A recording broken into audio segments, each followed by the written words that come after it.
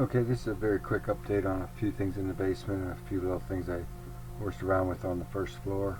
In the basement, taking all the dimensions I've taken so far, this is as close as I can get to what must exist. You say 5 3/8 or 5 5/8 back here. I end up with 7 1/8.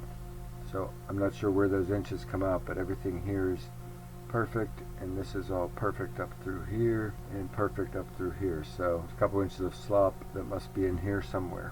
And adding the shower to this room here, this leaves this wall and this wall are existing, and those just stay in place, and they're cut and so forth, modified as needed to accomplish that plan. And if we wanted to move that west wall down, all these dimensions are finished dimensions. If we want to move that down, we can get a wider vanity in there, a little more clearance in front of the shower. And if we wanted to get even more, that would be about the max before we start getting into the sump area.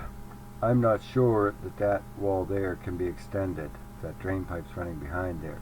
So that might have to be done something like this, which might require that extra 6-inch push. Well, it could do it. It would just be tight here. At the first floor, there was just a few things I wanted to double check. This was where we are at the existing.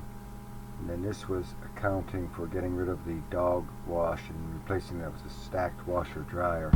These are available in 29 deep. We have 29 to the casing.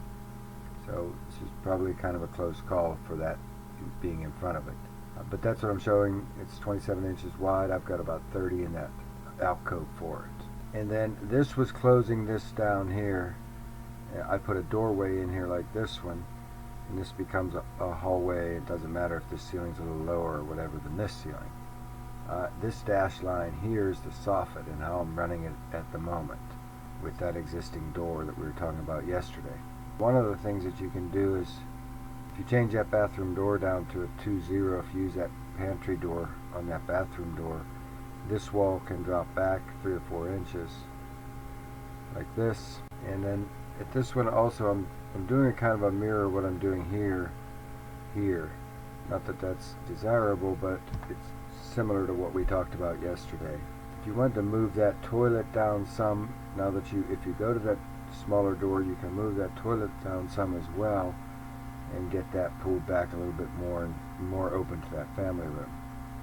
But still, the bath is there and it's probably in the way, but I don't know that there's a real improvement was made through some of these alternatives that I'm going to run through now, which is what I was curious to do from the start.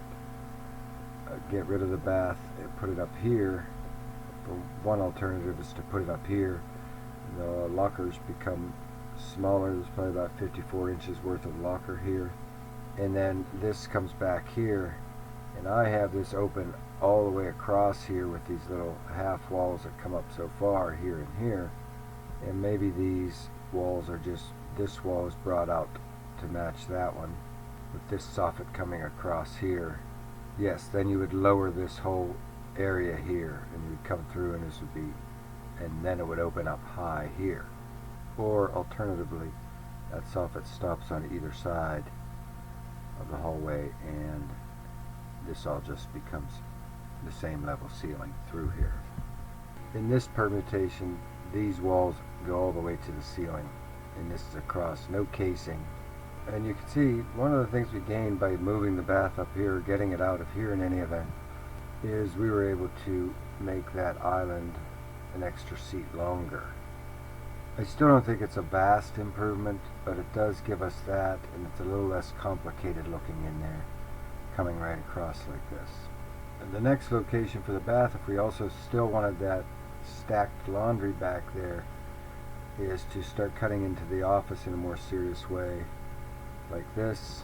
Now we have it, so these two 24s are full depth, and those could actually be even deeper. If you build this wall, this fresh wall all the way across here, you could make these super deep with roll-out trays or whatever. These are 12-inch deep pantry cabinets here to give us room for this bath down here. And if we wanted a little bit more room in that bath it's fine and it meets code, barely, but it does meet it. But if we want a little bit more room in there, these can go down from 24 to 21 wide, and these go to 33 from 30, picking us up an additional 6 in the bathroom. And maybe that space is just lost, so we just do that with it, with the closet. And I think the final kind of thing, so that's what you end up with on that, 21 inch, 33, and 33. And these are still just 24 deep because we're not doing anything but creating that bump out for that. And that's the last kind of move, making the closet smaller and shifting its door out of the way, giving us more room in the bathroom. That was just some stuff I wanted to look at with regard to this, really.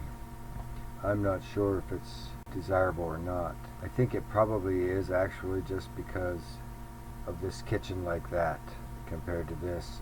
Because of this room here and this giant room here. That's my feeling anyway. But I did want to review it. And that's all. I'll talk to you soon.